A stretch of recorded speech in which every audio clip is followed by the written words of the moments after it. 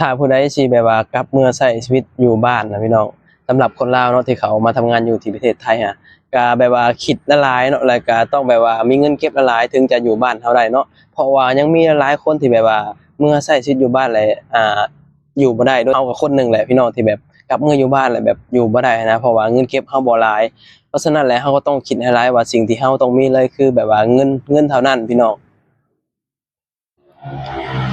สบายดีพ่อแม่พี่น้องสวัสดีพ่อแม่พี่น้องทางฝั่งไทยนำครับผมมื้อนี้ก็บรรยากาศอยู่ในคลองเนาะบรรยากาศเย็นขนาดพี่น้องอยู่ในคลองยามมื้อแลงมื้อนี้ก็เป็นวันหยุดเฮาก็เลยออกมาหาหยังลิ้นตากแอร์ธรรมชาติเย็นๆพี่น้องเฮาก็คนหนึ่งแหละเนาะที่เข้ามาอาศัยประเทศไทยบ่อนทำมาหากินเป็นบ่อนหาเงินเป็นเหมือนกับทุกอย่างแหละเนาะเพราะว่าเฮามีทุกมื้อนี้ก็เพราะว่าเฮามาหาเงินอยู่ที่ประเทศไทยอันนี้คือเว้าความเป็นจริงแล้วก็เว้าแบบบ่ได้อวยบ่ได้แบบเว้าเอาใจคนไทยเนาะอันนี้เว้าความเป็นจริงเฮาเชื่อว่าหลายคนก็คิดคือเฮาเนาะ เพราะว่าคนลาวปัจจุบันนี้เขามาหาเงินอยู่ที่ประเทศไทยค่อนข้างที่จะหลายเป็นหน้าเก่าหน้าใหม่ก็ค่อนข้างที่จะหลายเนาะแล้วก็มีแบบว่าหลายคนที่กลับเมื่อใช้ชีวิตอยู่บ้านแล้วอยู่บ่ได้เนาะเฮาก็เคยอยู่เทื่อหนึ่งพี่น้องที่แบบว่าเคยแบบว่ากลับเมื่อใช้ชีวิตอยู่บ้านจังซี่นะมันอยู่บ่ได้พี่น้องเหตุผลที่อยู่บ่ได้คือแบบว่าอยู่บ้านนอกเฮาอะเนาะเราก็ต้องยอมรับว่ามันหาเงินค่อนข้างที่จะยากการที่แบบว่าเฮาจะหาเงินแบบ ได้เงินเก็บเงินหยังบ่สิส่วนหลายก็สิมีแต่รายจ่ายรายรับบ่ค่อยมีหั้นเด้มันก็เลยเฮ็ดให้แบบว่า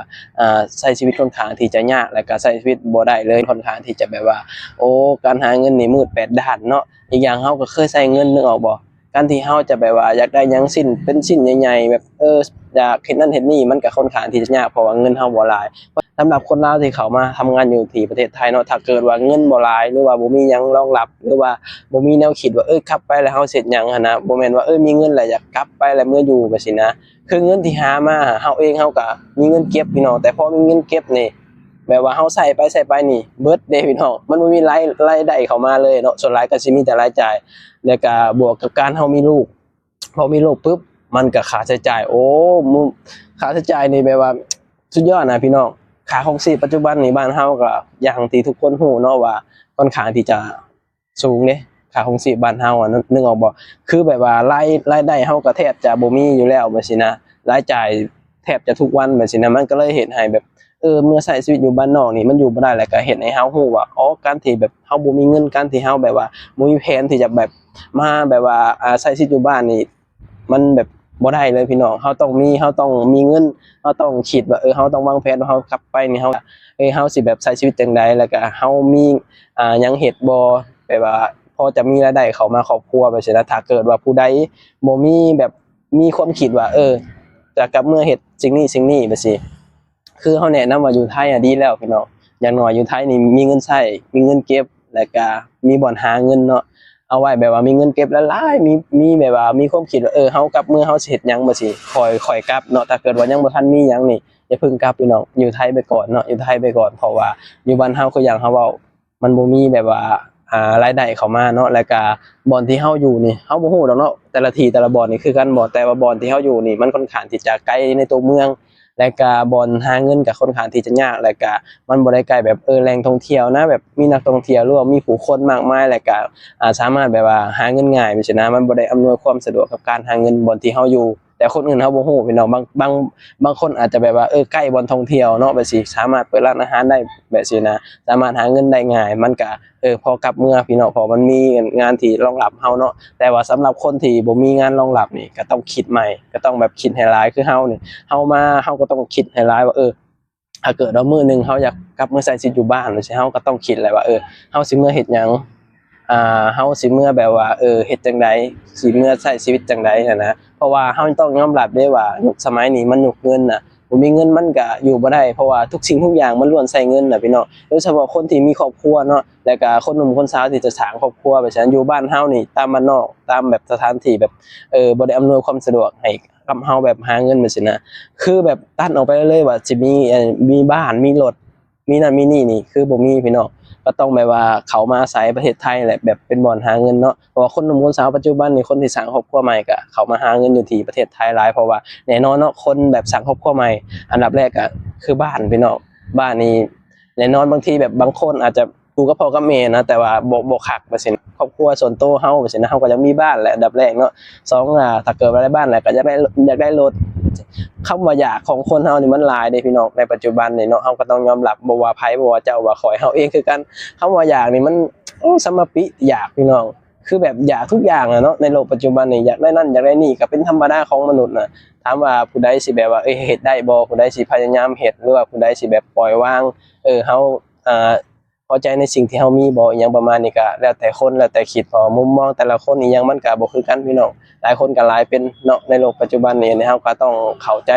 ในสิ่งที่มันเป็นในโลกปัจจุบันนี้พี่น้องมันแบบบ่คือเก่าแล้วมันเปลี่ยนไปหลายในโลกปัจจุบันนี้โดยเฉพาะตามบ้านนอกเฮาก็นั่นแหละพี่น้องถ้าผู้ใดว่าสิกลับเมื่อใช้ชีวิตอยู่บ้านก็พยายามแบบว่ามีหยังแบบว่าเฮ็ดเนาะมีหยังทำจังซี่แล้วก็มีแบบเงินเก็บหลายๆแบบมีทุกอย่างเลยนะเพราะว่าเมื่ออยู่บ้านเฮาคือหยังเฮาเว้าเนาะว่าขนาดคนมีรถมีบ้านแล้วก็ยังแบบอยู่บ่ได้ก็ต้องเข้ามาหาเงินอยู่ที่ประเทศไทยต่อนะเพราะว่า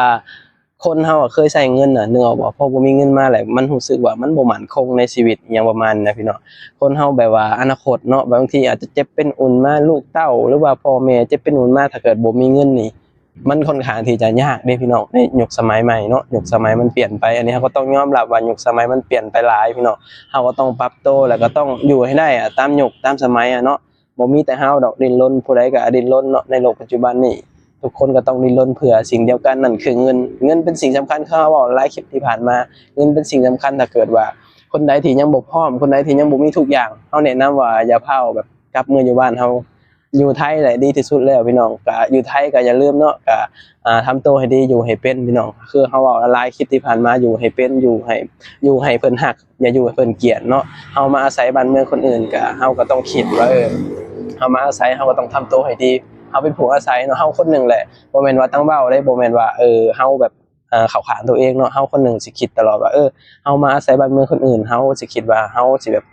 ทำตัวแบบพยายามทำตัวให้ดีที่สุดเนาะบ่ทำแบบสร้างความวุ่นวายหรือว่าบ่สร้างปัญหาให้บ้านเมืองคนอื่นส่ำนี้เฮาว่าก็โอเคแล้วเนาะก็ถือว่าแบบดีที่สุดแล้วเนาะอีกอย่างก็อยู่ไทยก็บ่มีหยังหลายเด้พี่น้องถ้าเกิดว่าเฮาอยู่แบบบ่ได้หยังก็เฮาอยู่แบบสบายเนาะบ่ได้แบบไผมาวุ่นวายกับเฮาขอแต่ว่าเฮาอยู่ให้เป็นคือหยังเฮาเว้าขอแต่ว่าเฮาอยู่ให้เป็นแบบบ่สร้างความวุ่นวายแล้วก็เฮาก็อยู่ได้สบายพี่น้องก็บ่ได้มีหยังมากมายอยู่ไทยเนาะนั่นแหละพี่น้องก็ประมาณนั้นแหละก็อยากฝากถึงแบบว่าคนลาวหลายคนเนาะรวมถึงตัวเฮาเองนำก็ถ้าเกิดว่าเฮาก็ยังบ่มีครบทุกอย่างโดยเฉพาะเงินเนาะเฮาก็สิบ่กลับอยู่บ้านพี่น้องกลับไปอยู่บ้านเพราะเฮาเคยกลับมาแล้วเนาะแบบ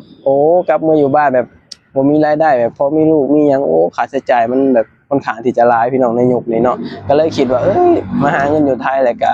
คิดไว้ว่าเฮาต้องเฮ็ดหยังสักอย่างแต่เฮาก็มีความคิดแล้วแหละว่าถ้าเฮามีเงินก้อนเฮาก็สิเฮ็ดหยังสักอย่างเฮามีแนวคิดแต่ว่าตอนนี้ความคิดเฮาก็ยังเป็นแบบลมๆแรงๆอยู่เพราะว่าเฮายังบ่ทันมีเงินก็เลยแบบว่ายังเป็นลมเป็นหยังเป็นอากาศอยู่ตอนนี้ก็บ่เป็นหยังพี่น้องเฮาก็คิดไว้มันก็บ่ได้เสียหายเนาะอย่างน้อยเฮาก็ยังคิดไว้ว่าเฮาเมื่อแล้วเฮาสิแบบหาเงินแบบช่องทางใดแบบสิเฮาก็มีความคิดไว้คือกันอันนี้ก็ต้องคิดไว้ทุกคนก็ต้องคิดไว้เนาะเพราะว่าแน่นอนแหละมื้อหนึงเฮาก็ต้องกลับมาอยู่บ้านเฮาเพราะว่าอยู่ประเทศไทยก็บ่แม่นบ้านเมืองเฮาวันหนึ่งเฮาก็ต้องกลับเมื่อบ่อนถิ่นฐานบ้านเกิดเฮาหรือว่าบ่อนที่เฮาจากมาทุกคนก็ต้องกลับเมื่ออยู่เพราะฉะนั้นแหละก็ต้องคิดว่าเฮาสิกลับเมื่อแบบแบบเฮ็ดหยังแบบอยู่บ้านเฮาแล้วเฮ็ดจังได๋แบบถึงจะใช้ชีวิตอยู่แบบอยู่ได้นะในยุคสมัยนี้นะเฮาก็ต้องปรับเปลี่ยนไปพี่น้องเนาะคลิปนี้ก็บ่มีหยังหลายก็ขอบคุณพี่น้องหลายเนาะที่แบบเสียสละเวลาเข้ามาเบิ่งมาชมแล้วก็มาฟังเนาะฝากพี่น้องเข้ามาให้กำลังใจกันเด้อเนาะจังไดก็ขอบคุณที่เข้ามาติดตามรับชมเอาไว้พอกันคลิปหน้าพี่น้องสบายดีสวัสดีครับผม